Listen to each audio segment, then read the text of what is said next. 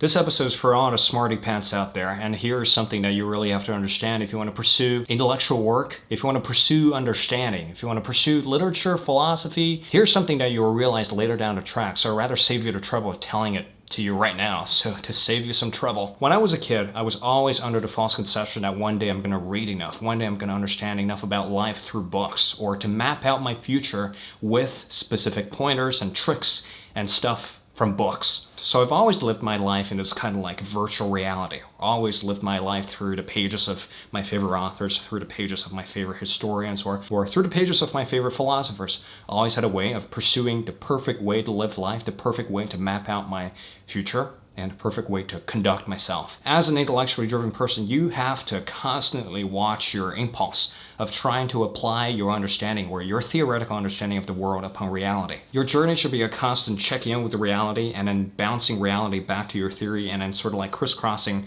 your way through life. So you've read enough and you've had the life experience to go like, hey, I don't quite agree with this point right here. I don't quite agree with that point right there. Because right now society is at a point where there's a lot of bullshit floating around out there. You can have a self-help book, you can have this, you can have that, and everyone's trying to grab your attention. So how do you exactly sift through what's going on out there? Pursuing understanding and pursuing wisdom, this is a long path.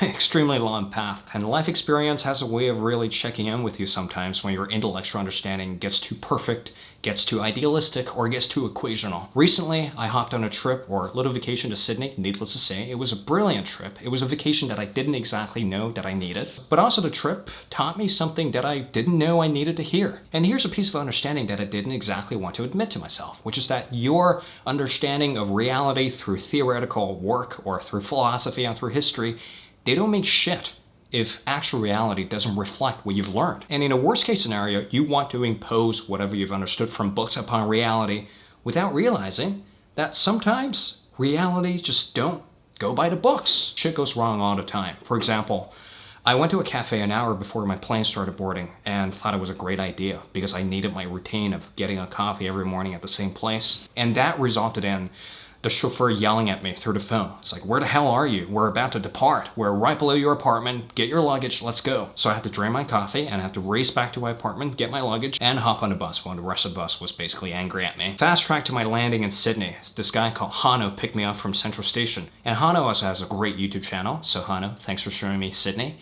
And thanks for showing me around. I enjoyed my time there very much. I encourage you guys to check out some of his content. And I personally really enjoy some of his points. So he basically picked me up and asked where I was staying in Sydney.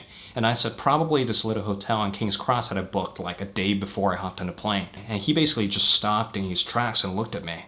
He said, do you know anything about Sydney? And I said, no, the last time I've been here was like a decade ago. He basically said to me, Robin, be careful. King's Cross is like the grand central of strippers, drug addicts, and hookers. Here I quote Hano from his exact wording.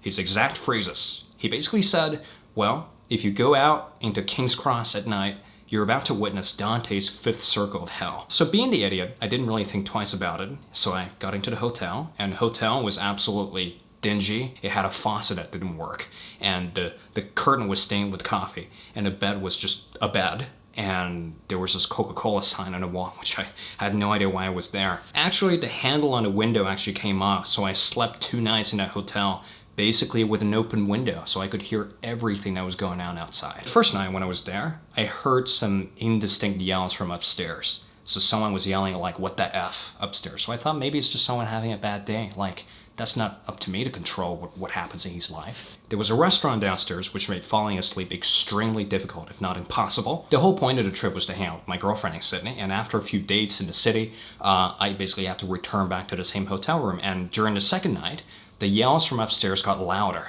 and I heard some banging noises going around. But I didn't exactly think twice about it. I looked down into the streets. Obviously, there were some wacky people wandering the streets, but hey, I'm in my hotel room. I'm safe.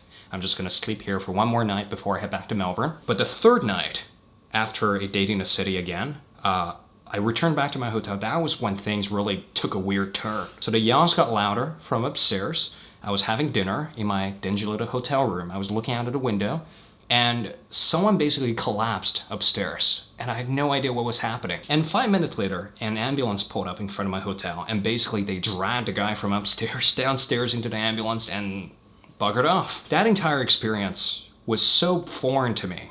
as a relatively sheltered guy, it was so foreign to me that it had a way of shocking me, had a way of just completely knocking me out of my patterns. And that was the moment when I realized no matter how many books you read, no matter how many pieces of literature you read, unless you start living life, you ain't gonna get those really juicy moments of shock. And even worse, when you read a little too much at times, it has a way of confining you just in your own little life without branching outward to seek out something novel. And I'm not exactly advocating you to go do dangerous shit all the time, or to hit up parts of town that are inherently dangerous. All I'm saying is that life has a way of surprising you. Life has a way of giving you punches and surprises that you didn't expect before, that if you have this urge of some perfect understanding of reality, perfect modeled out sociological understanding of society or sociological understanding of people, you can't actually function in real life. Now, I think, along with my other episodes on how to read better, how to be a better academic, or how to read deeper into literature, how to become a better person, all that kind of jazz, I think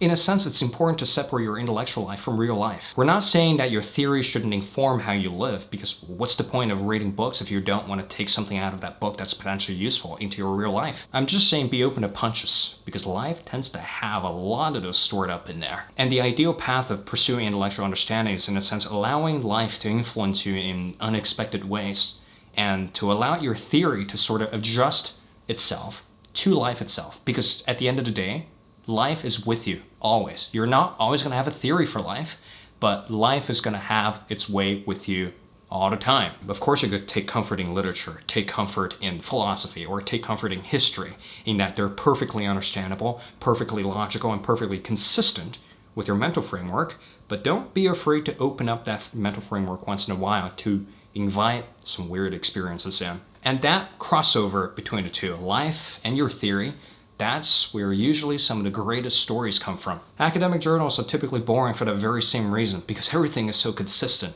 Everything is just so laid out onto the ground that you don't exactly feel that excitement of discovering something inherently wacky. Or there could be some academic understanding there that could be interesting, but the most interesting thing for me is to integrate life and literature, or finding a crossover between life and literature. So leave me your thoughts down below. Do you also have this tendency of imposing your theory upon reality? Or do you also have this tendency of negating the responsibility of living just to live in a land of theories? Do you actually think it's healthy to live like an armchair philosopher?